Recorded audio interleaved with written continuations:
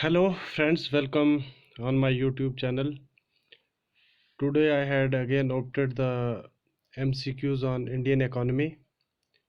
As you know, economy is one of our main favorite subject of the JKSSB, JKPSC and SSC.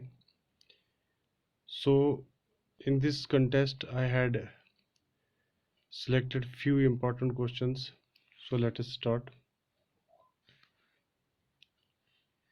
Question number 1 है, who gave the concept of zero budget in India?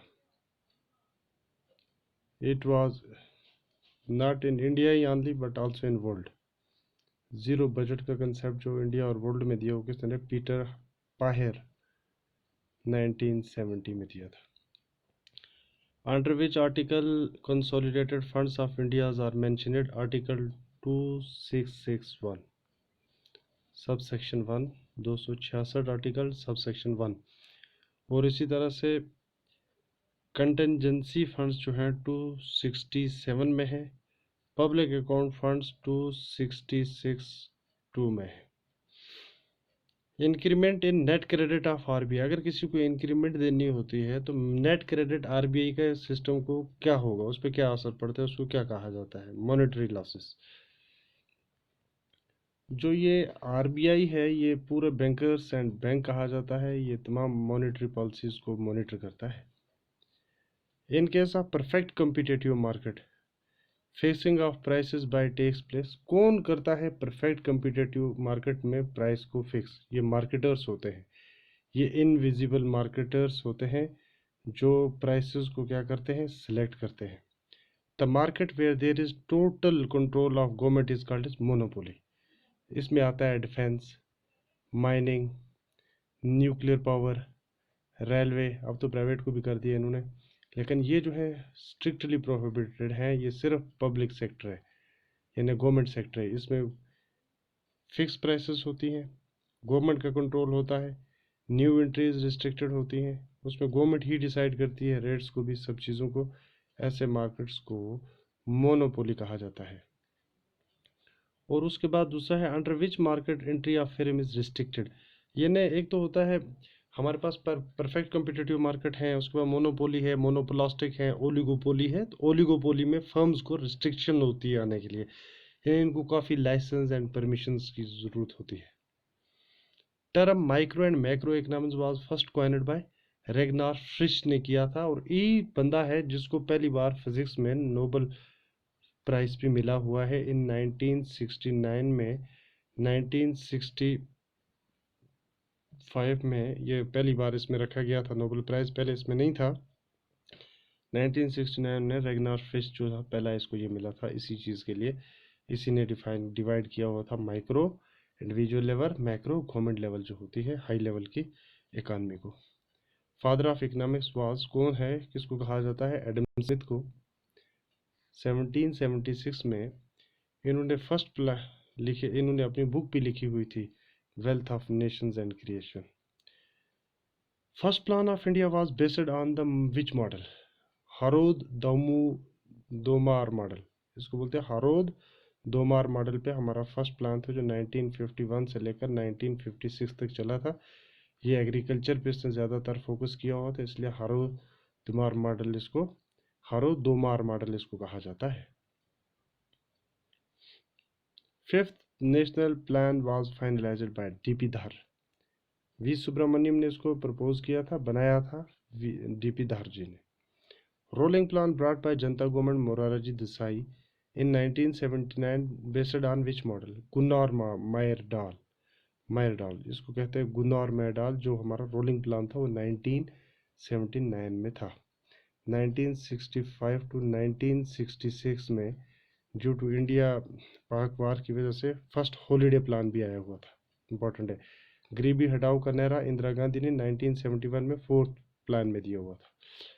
Before started the long term plan, last plan was giving having duration between. अब जो हमारे पास India में अब plan 5 year plan नहीं रहा है, अब इसको 15 ईयर तक कर दिया है लॉन्ग प्लान. इसमें कैसे किया हुआ है? हर साल 3 साल हो गए 6, इसमें 1 साल रखा है, इसको रिव्यू करना तो हो गया 7। इसी तरह से 3 ईयर हो गया 6, 1 ईयर ऑफ इसका रिव्यू करना कैसा हमने इसमें इम्प्लीमेंट किया। तो इसमें हो गया 7 और 7 14, और 1 साल जो होगा नेक्स्ट ईयर उसमें नया प्लान आएगा, तो 15 ईयर का प्लान रखा हुआ है। Before started the long term plan was last 2012 से 17 से हमारा लास्ट 5 प्लान योजना थी। प्लानिंग इंडिया में 15 मार्च 1956 से शुरू हुई थी। प्लानिंग के चेयरमैन प्राइम मिनिस्टर होते हैं। बैंक नोट्स पूछा जा रहा है, 20 रुपये, 50, 100 और 500 कहाँ पर प्रिंट होते हैं। ये दिवास है और ये मध्य प्रदेश में ये प्रिंटिंग प्रेस है जो 20, 50, 100 और 500 के सिक्कों को छापती है। उसके बाद हमारे पास कॉइन्स होते हैं। क्वेश्चन है, कॉइन्स जो है, कॉइन्स वेयर मिंटेड, कॉइन कहाँ पर बनाए जाते हैं इंडिया में? 4 जगहों में बनाए जाते हैं जी, याद रखना। एक मुंबई, कोलकाता, हैदराबाद, नोएडा। सो उसके बाद how many language are there on the Indian currency notes, कितनी लैंग्वेज होती हैं? ये होती हैं 17 लैंग्वेज। ये भी इंपॉर्टेंट है, कुछ भी एग्जामिनर पूछ सकता है भाई। उसके बाद Gandhi series of notes were issued in which year, Gandhi series के नोट्स जो जिनमें गांधी जी का फोटोग्राफ है वो 1969 से प्रिंट होने शुरू हुए। बोला जा रहा है आरबीआई का जो लोगो है consist of palm tree and tiger. Current repo rate जो है वो कितनी है? 4.4। रिवर्स रेपो रेट कितनी है? 3.3। अब थोड़ा जैसे इसमें डिफरेंस बता देते हैं। करंट रेपो रेट क्या है? रेपो रेट वो रेट होती है जिसमें आरबीआई जो है ये कमर्शियल बैंक्स को लोन देता है। वो किस रेट पे दे रहा है? 4.4 के रेट। और रिवर्स रेपो रेट ऐसी है कि अब बैंक्स जो है, कमर्शियल बैंक्स जो है, इनके पास फ्लो ऑफ मनी ज़्यादा था, इन्होंने पैसा डिपॉजिट करवा दिया आरबीआई के पास, तो आरबीआई अब इनको कितना 3.3% का इंटरेस्ट लोन इस पे दे रहा है। Who was appointed as the new executive director of RBI? New executive director कौन है? जोस जे कतूर। आरबीआई के इनोवेशन हब सीईओ कौन से? Rajesh Bansal. The process of delivering of economic financial services to low income disadvantaged section and marginalized section of the society is called as financial inclusion. Financial inclusion है तमाम उन इलाकों को भी अब बैंकिंग फैसिलिटीज़ वो देनी होंगी जहाँ पर लोगों के पास अभी इस चीज़ की नॉलेज नहीं है। ऐसी चीज़ को जहाँ पर इकोनॉमिक फ्लो को, कैश एंड क्रेडिट्स को लोगों को समझाया जाए, डिपॉजिट्स रखने के लिए लोगों को आमादा किया जाए, लोन स्कीम्स के बारे में बताया जाए, लोगों को इकानमी की चेंज के बारे में बताया जाए, तो ऐसे नॉलेज को, ऐसे सिस्टम को फाइनेंशियल इंक्लूजन्स कहते हैं। Next, who is the current economic adviser of India? देखो करंट इकोनॉमिक एडवाइज़र जो है रिसेंटली अपॉइंट हुए हैं doctor Anantha Nageswaran. In 2021 to 22 growth rate was projected as, कितनी दिखाई गई है? 9.2 दिखाई गई है ग्रोथ रेट। सो फ्रेंड्स, ये थी आज की कुछ इंपॉर्टेंट क्वेश्चंस के ऊपर हमारी बेस्ड एक ये सीरीज़। मुझे उम्मीद है कि आप सब समझ आए होंगे। तो इसी तरह से मैं आपके लिए हर दिन एक नई से नई वीडियो लाता रहूँगा। लास्ट डे अपलोड नहीं कर सका मैं because of some busy schedule. So thanks for watching, have a great future.